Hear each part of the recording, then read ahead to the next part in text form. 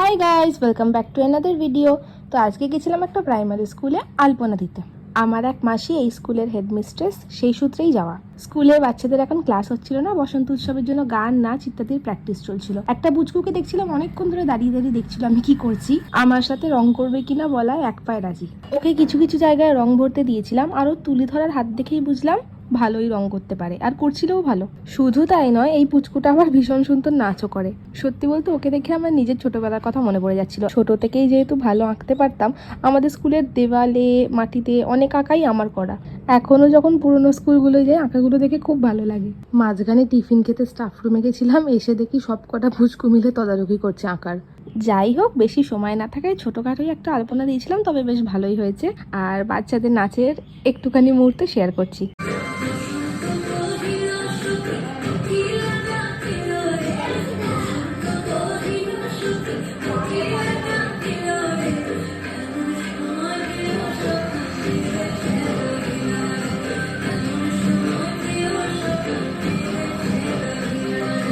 So let's end this video right here. I will see you guys in the next video. Thanks for watching.